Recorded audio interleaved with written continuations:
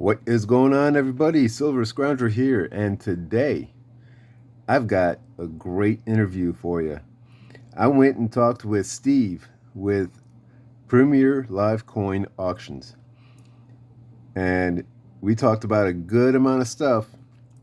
There's some good information in here. There's some backstory to him, and just all kinds of great stuff. So, without even getting into it here, let's get to the interview.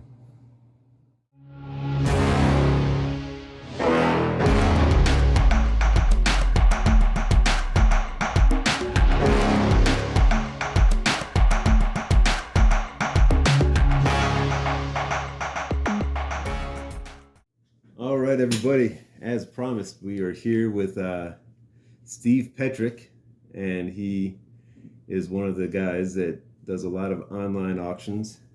So let's get right to it.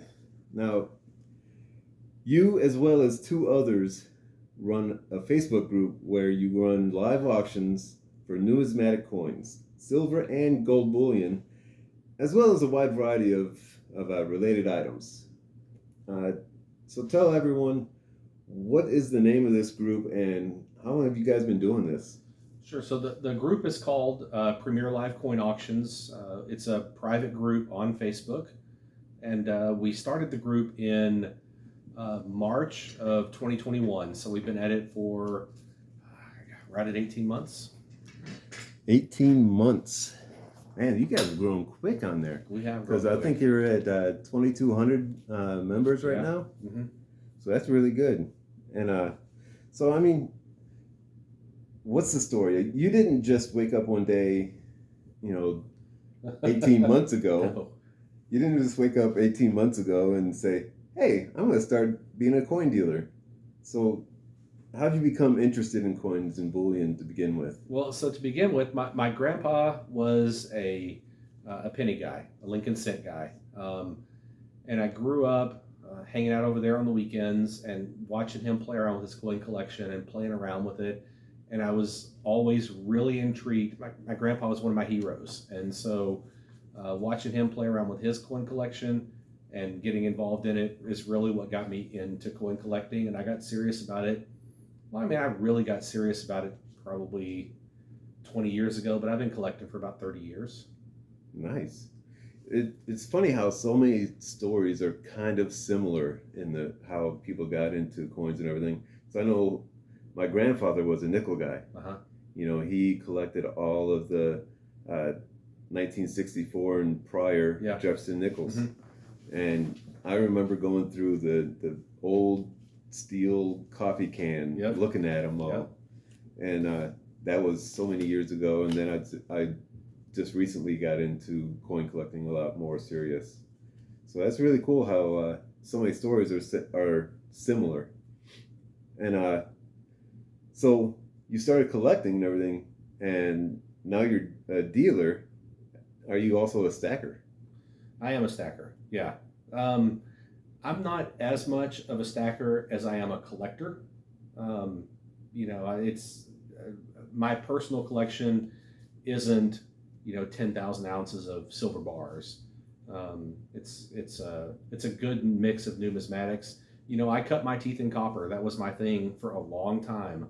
I collected copper, early copper, Lincoln cents, rare copper.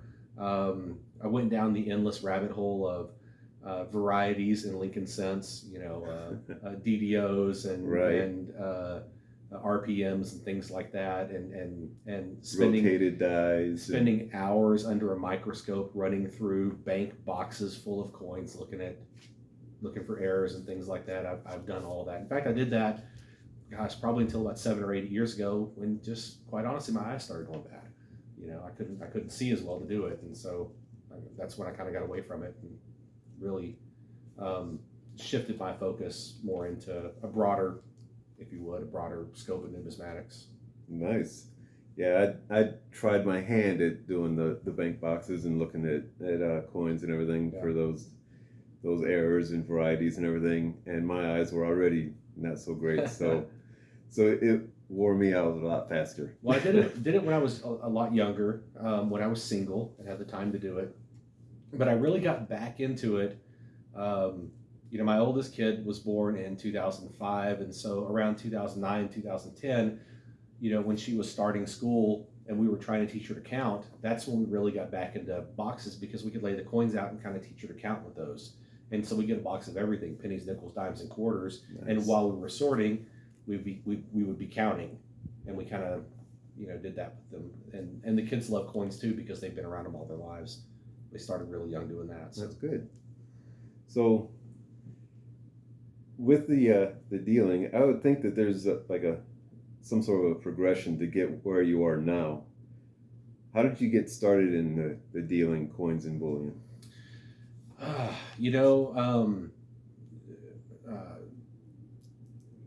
Probably 15 years ago, at the very early,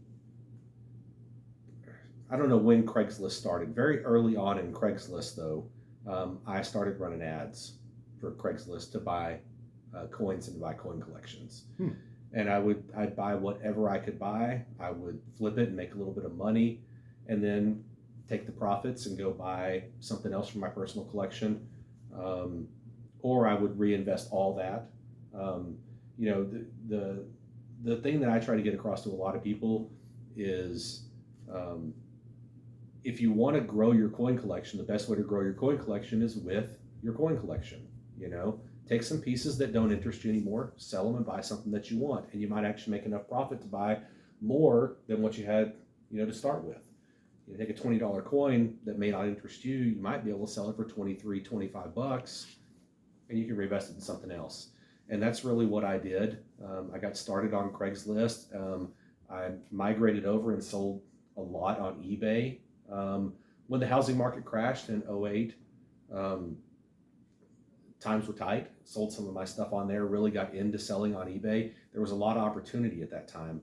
There were a lot of people selling out from under their precious metals because they just needed money. And so I bought a lot of collections back then, flipped a lot of that stuff on eBay. And that's really when I got serious about it. Took a little bit of time off for a little while. My career, kind of ate some of that time up, my personal time, and really got back into it on Facebook 2.5, 3 years ago. Started flipping some coins on Facebook and, built a customer base doing that, and eventually decided to start our own page, and here we are. And voila. That's a lot of history in there, getting up to where you're at now. So Adam and Joshua are the other two guys that run the page with you, and between the three of you, there's a lot of inventory that goes through these auctions. Sure. What would you say are the biggest movers right now? Gosh, biggest movers right now, bullion. Bullion is really hot right now with spot down. Everybody wants bullion, and they don't just want cheap bullion. People want tough to find bullion. It's hard to walk into a lot of coin shops these days and find hardly any bullion unless it's a bullion specialist, and there aren't a lot of bullion specialists out there. Most coin shops don't have a ton of bullion available, variety-wise. There's a lot of junk silver, junk bullion, cheap 3/9 fine rounds in a bin at spot plus X, and they're just selling that, and they're just thrown in a bin. They're not. Yeah, all the generic. Yeah, it's all the generic stuff. It's just thrown in a bin on top of each other. None of it's flipped up. None of it's protected. It's just junk silver. So it's hard to find collectible, harder to find stuff. I would say that we move a lot of generic silver that is brand new, generic silver, stuff that's in really good condition. We move a lot of that. I'll tell you, Intaglio is really hot right now. If you want something that is definitely they are. Something that's private label, that's gaining popularity and that is really collectible, Intaglio's doing really well. On the numismatic side, Morgans in the last year and a half have blown up. We started screaming from the rooftops right when we started Premier to start gobbling up all the Morgans that you could, that the market was going to go through the roof. And some people listened and some people didn't. And the ones that did got in before the prices really blew up. And they really peaked, I guess, 30, 45 days ago, and they've started to come down just a little bit, but they're still really high. Mm-hmm. So Morgans are always going to be a big mover.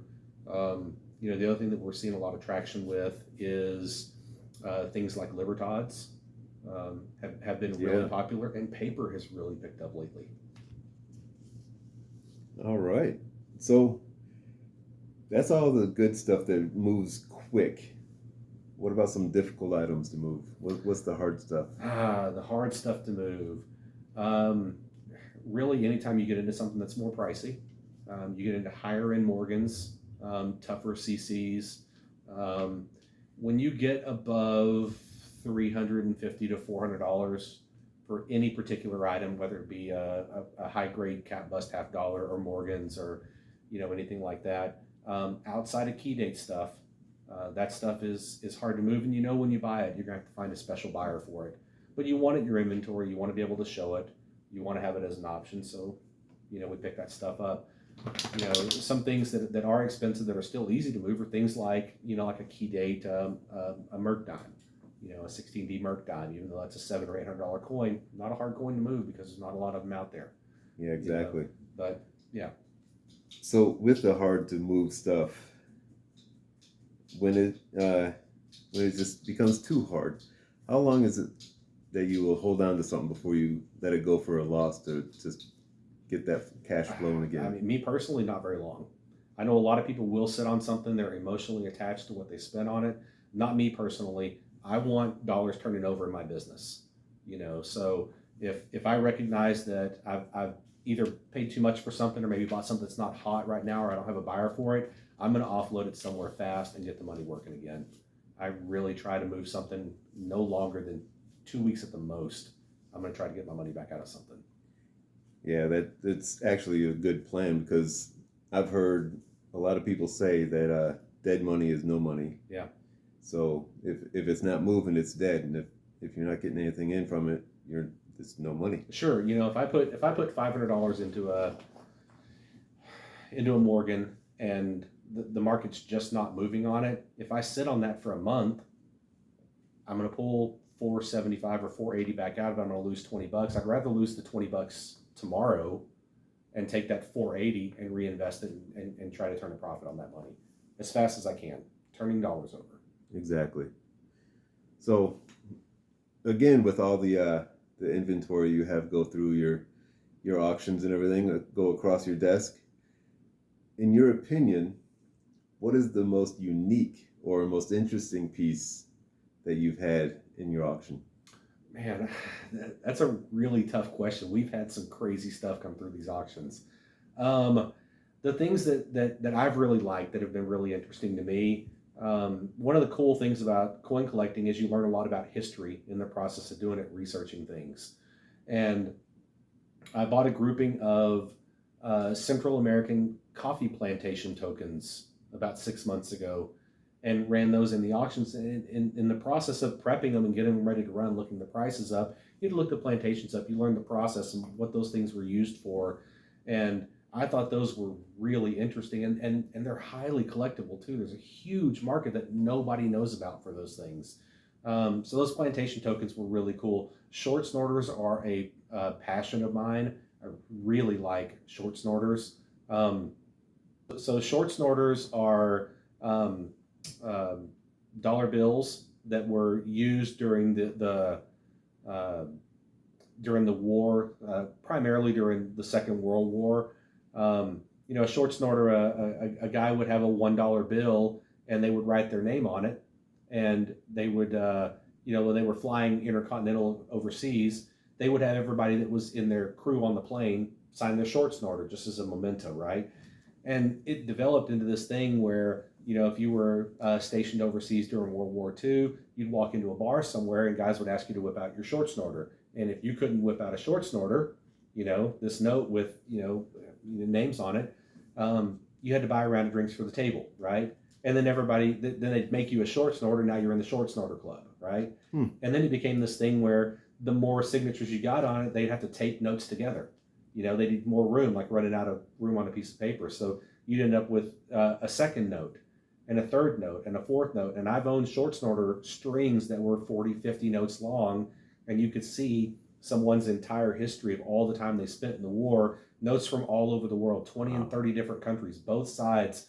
You'll find short snorters that famous people from the USO signed, like like uh, Marilyn Monroe or Maybe Johnny Carson. what? No, No, no, he not was Johnny more. Carson. Bob Hope. Yeah, that's what I Guys was like that. thinking. Bob Hope, Cary Grant. You'd find some that sometimes they would, like a Dwight D. Eisenhower would visit your platoon. I was in the military. Visit your platoon or whatever overseas, and he'd autograph your short snorter. So those signatures are out there on some of those notes.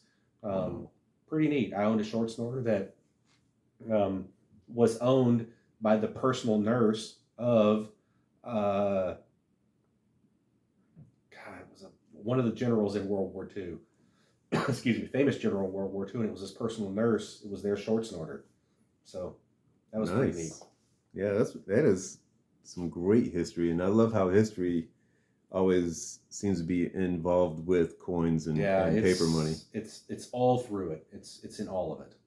And I mean, just a couple of days ago, I went to our local coin club meeting, and we do roundtables where we show off a coin from our own collections. And I brought a 1835 cat bust half, and explained to the club it's also the same year that Texas started its revolution from Mexico. Mm-hmm. And we were here in San Antonio. It's also the same year that San Antonio was seized by the Texan revolutionaries. Yeah, it's so neat. There's history in every coin. There's history behind all of it. It's all really neat. Yeah, it is. And now to change a little bit into another topic. For brand new, just starting out potential stackers, and they're thinking of getting their first ounce of silver or gold or whatever precious metals, and but they feel a bit lost. What do you think are some questions they should ask themselves? Well, obviously you want to ask yourself what you can afford to spend. What's my budget? What do I really have as disposable income to put into this? You don't want to spend money that you can't afford to be spending on stacking, or your stack becomes a savings account. And a lot of people do that. We see it on Facebook and in some of the Facebook groups, people dumping their entire collection because they spent money they couldn't afford to spend on coins. And in that state of desperation, they end up losing money, right? So you shouldn't spend money you can't really afford to spend on anything. It's really not just coins, but really on anything. Right. So spend money you've got to afford to spend. You want your stack to be fun. You don't want to look at it and have it be a source of stress. So that's, for me, the biggest thing is to be smart with your money about it. Yeah, definitely. And you mentioned something about it being a savings account type of thing, and I would add it's fine to be a savings account, sure, as absolutely. long as it's a long-term savings. Right. It's not something that you save for a month and then you change it back over to fiat, because like you said, at those points you're going to be losing. Yeah, because you're probably going to wait, and you're probably going to wait longer than you should to pull the money out, and you'll be in a position where you don't have any leverage in the transaction, and you end up losing money on it. Right. So that is actually really good, because that's some topics that I've covered is know what you can spend. You don't want to take out a second mortgage to get some precious metals. No, it'll feel good for a day. or go to your local payday loan. Right. Yeah. Absolutely not. You don't want to have to pay an interest on something that's not gaining interest. Yeah, and I would also say, just like anything else, it's perfectly okay to shop around.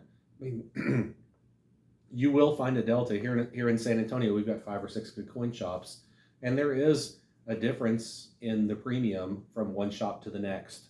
I mean, there are shops here where if you walk in, they might sell you silver at $2 over spot, and there are other stores that you'll pay $5 over spot, and exactly. that's $3 an ounce, as a difference. So you buying 10 ounces, you could spend an extra $30 on 10 ounces of silver. Well, that's a whole another ounce of silver, so it doesn't hurt to shop around. Yeah. So yeah. All right, so numismatics is a whole different level of complexity than it is for stacking. And if someone expressed their interest in coin collecting and asked you, where do I start? what suggestions might you give? Where do you first? I think every brand new collector should buy a red book. I just think they should. It's a great resource. I think that you should. We'll go back to this again. You should have a budget for what you want to spend. Feel only buy from people who are willing to answer questions. There are a lot of places that unfortunately don't really want to give you the time of day. They just want to sell stuff to you, and if they're not willing to answer questions, take your money somewhere where people are willing to help you out. Exactly. Local coin clubs are seeing a resurgence in the last couple of years. I would definitely join a local coin club. There are seasoned dealers at every coin show. Now, we're in Central Texas where we have a very active coin show circuit. There are shows in Texas all the time. May not be that way where your viewers are, where you guys are out there on YouTube, but here in Texas, we've got coin shows all the time. So it's easy to access that. I would say that whatever you're going to buy, make sure that you store it properly. Make sure you handle coins properly. Just touching the surface of a coin can damage it, can ruin the value in it. I think that's really the basics. All right. So don't jump in and buy that $4,000 about good 1916 Denver. That's a good point. Start small. I said earlier, a lot of people cut their teeth in copper because copper's cheap to get into. It's fun. I remember it's fun to go to the bank and spend $25 and you get $25 worth of coins. Just ask them for a box of pennies. They'll give you a $25 box of pennies and it costs $25. And you go home and you fish through it and try to find some wheat pennies. Pull the wheat pennies out. Start with that. And then once you've got the wheat pennies, start going through them and looking for the good ones. You may find a nice one. You might find one with a die crack in it. You might find... It's a modern day treasure hunt. It's a modern day treasure hunt, and it doesn't cost anything. If you find 25 good coins in a $25 box of pennies, that's a really good find. And then you put the $24.75 that wasn't good in a bag. You take it right back to the bank and deposit it into your bank account. Exactly. Pull another $25 box out and keep doing that. I did that for years. It's a lot of fun. Did it with my kids. All right.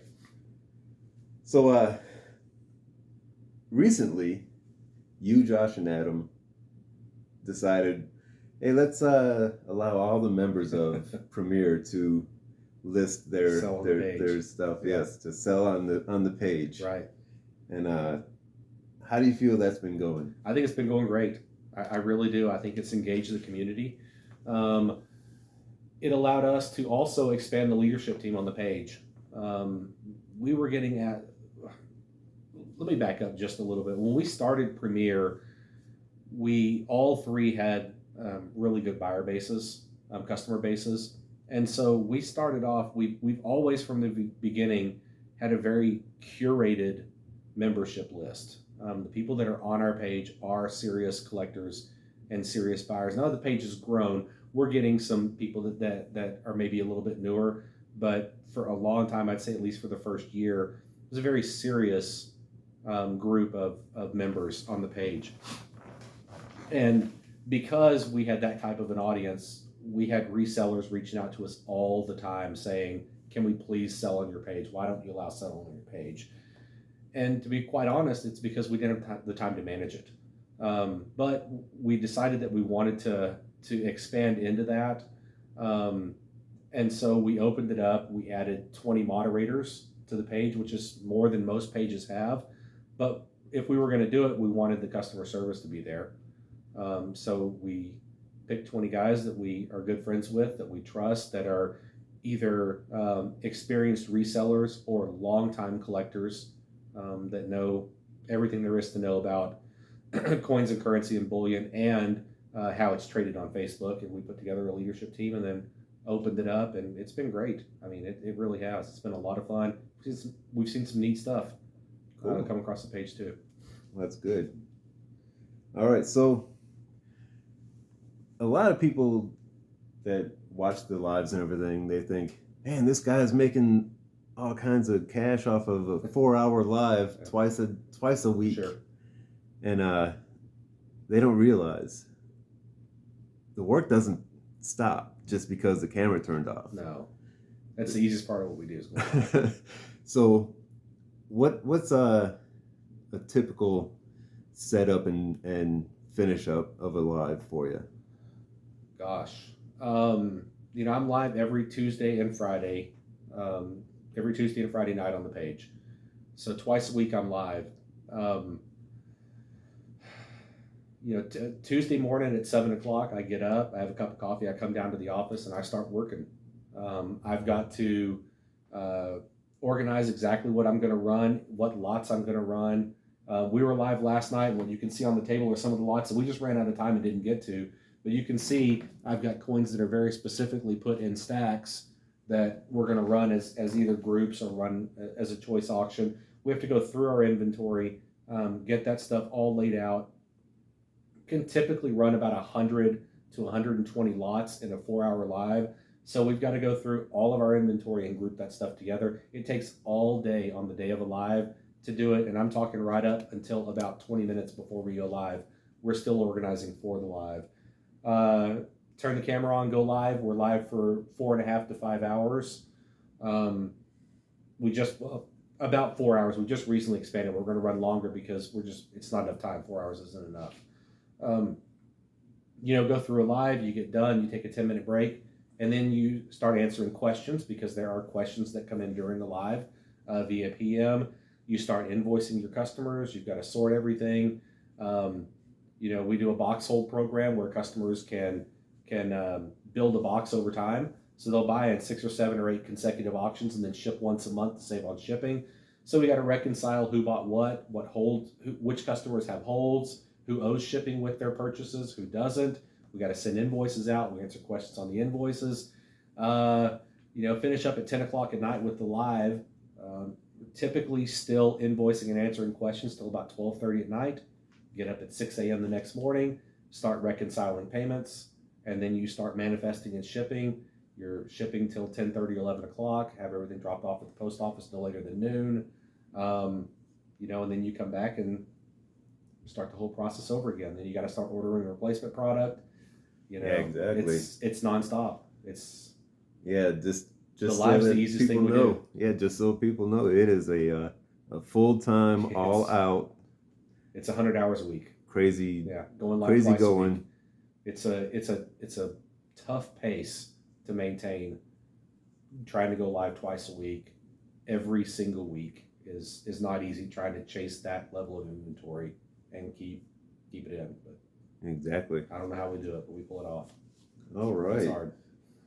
Well, this has been really cool to do, being able to come in here and see the backstages of the the command center. Command center. Yeah. And but before we wrap up, sure. When and where can everyone find all three of you guys for live auctions? Yeah. What's the schedule look like? Yeah, it's a good question, and I appreciate the plug. So our page is called Premier Live Coin Auctions. We are on Facebook. Our schedule is we are live Tuesday, Wednesday, Thursday, Friday, and Sunday, 5 days a week, and we are live every one of those days, every single week. We're not one of those pages where people pop up when they happen to have the inventory. We are committed to the schedule, and we go live 5 nights a week. There are times when we go live on Monday and Saturday also. So a minimum of 5 nights a week, and sometimes more than that. Yeah, because I know I've seen you guys do some just sudden pop-ups. Yeah, on Labor Day, we did a split screen live. Me and Adam were both live, and we ran for 8 hours straight on Labor Day. It was an absolute blast, too. It was a lot of fun. Yeah, I can only imagine the setup time for that one. Because you got to coordinate with someone else as well. You just dive in. There's no way to coordinate. We've never done it before. But, when we're live for 4 hours straight, you run a lot, and you got to, get that logged and then run a lot and log it and run a lot and log it and run a lot. When we were live for 8 hours, we were alternating. So Adam would run a lot, and then I would run a lot, and then Adam would run a lot, and while he was running his, I had time to prep. So it was actually easier because I was only running every other lot, So, right. Okay. yeah, it was a lot of fun. We're going to do it again. We're talking about doing it around the holidays again. That sounds cool. Yeah. All right. Well, Steve, it's been a great pleasure. Glad to have been able to get this interview in, Yeah. and hopefully be able to spread the word about Premiere. I love it. Get a few more people in there. I love it. It's been a lot of fun. Yeah, me and Keith sat around and talked for probably, 2 hours before we did this. Yeah, probably. And just catching up. honestly, I was almost forgetting that I was here to do an interview. Yeah, right? So yeah, we were talking and said, we should probably do this interview. before it gets too dark outside. That's right. But all right, I appreciate it very much, and we're gonna get out of here. Okay. I gotta get home to the family, I hear you. and I know you got some prepping to do for the next live. I've got to start working on inventory. Yep. So thank you very much, and we'll see you on your next live. Okay. Bye, guys. Well, I really hope you guys enjoyed that one. It was a real blast getting over and seeing the backstages of his setup and everything, seeing the command center, as he calls it, and being able to discuss a lot of things with him. And it was just a great time. Talked for hours before and after the interview. Just really loved getting his take on some things, and just a great time. So, like I said, I really hope you guys enjoyed it. What else do I have coming up? Well, I've got a mail call coming up. I'll probably post that up a little bit later. And yeah, that's really about all I have coming up in the short future. I still have to get my coin collecting, discussing designs video out on the Flying Eagle scent, so that'll be happening here soon, and it'll be informative.